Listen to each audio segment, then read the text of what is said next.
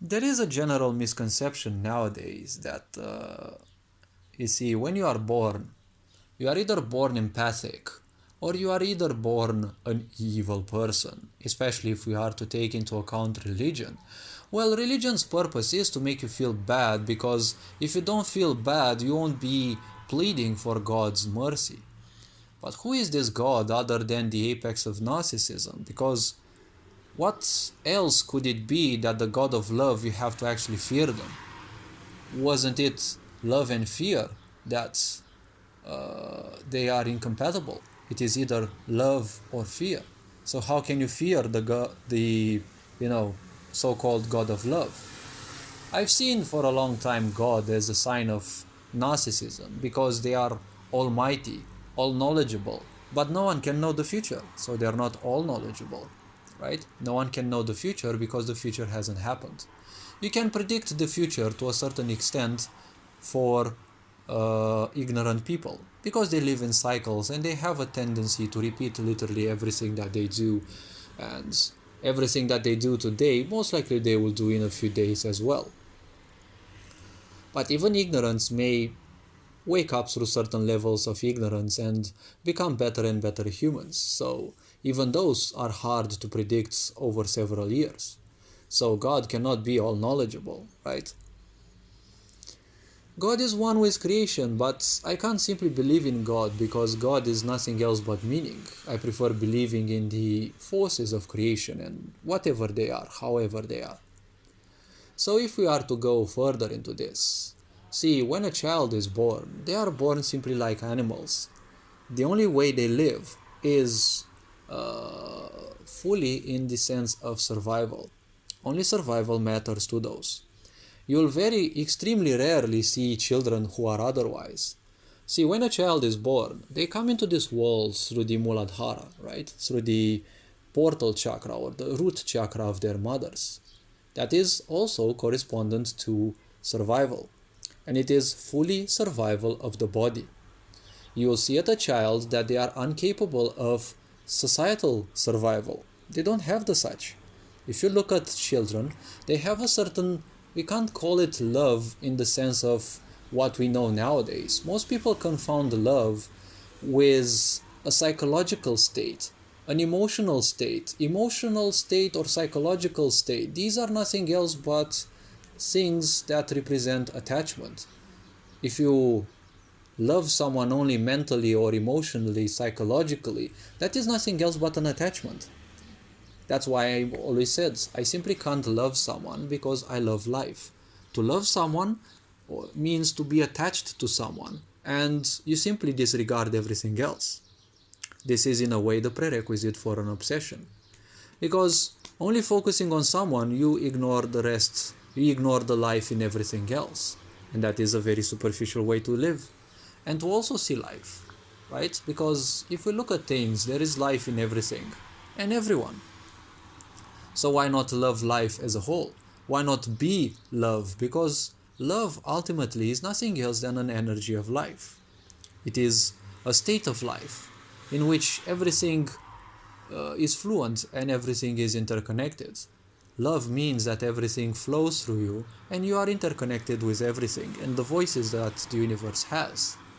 And these voices are not psychiatry-based voices. These are just voices of the universe that you can listen to if you have certain states.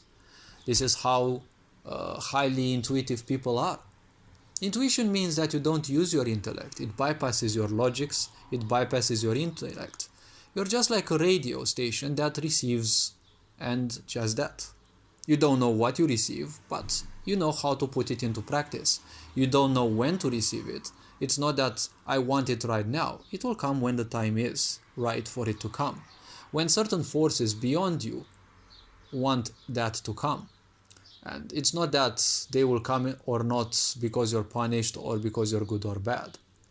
See, when it comes to a child is love. If danger happens and let's say the child has a cat around, and especially if they have built a certain bond towards that cat, the child till a certain age is not capable of necessarily societal or any other kind of thinking, right? It will try to save itself. But in many situations, they are simply oblivious to all sorts of dangers that can happen into our world, right? When they grow older, right, they will try to save the cat, for example, when a certain level of attachment comes. When a child is born, when a human is born, they are connected with the universe, and if they follow a natural development, certain portals open up in time. But if you go through toxic relationships, toxic parenting especially, toxic schooling, a lot of your processes can end up disabled. And so even if you end up having or being 50 years of age, well, the problem is you may still behave like a child because your inner development was inhibited or was delayed sufficiently enough.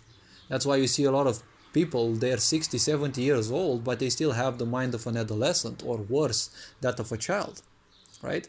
Because they can fool themselves that they are adults and mature and this and that because, many people are slaves of morals. And morality is nothing else than the punishment that you want to administer to others, right? If you want people to be miserable or to be in a certain way, you have to simply program them with morals. This is how you have to be, right? The most moralistic people are narcissistic people because they're always prepared to tell you how they want you to be, right? They have, endless theses, right? Works of thesis that tell you how to be, how to not be, how to behave, how to not behave, right? This society also wants you to be in a certain way. Fully complacent, don't ask questions, don't think for yourself, just constantly accept what is given to you. So, up to a certain level, when the child is born, if you give them a candy, let's say you give them 10 candies, they're not capable of saying, hey, keep 2 for you. No, they will take it all.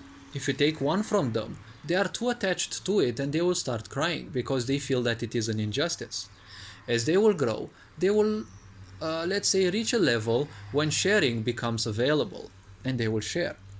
In time, as they learn how to develop societal skills and improve on them, they will know what societal adaptation is, and they will become slowly and surely better and better, because that's what mirror neurons are for.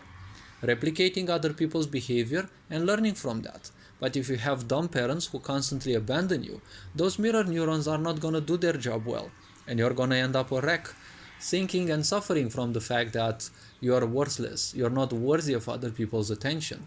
And we know society has a place for everyone who feels broken, because in the end, this sick society creates you all the problems that there are in the world and then gives you pseudo solutions. And the pseudo solutions are all nothing else but a distraction through which you slaver them even more.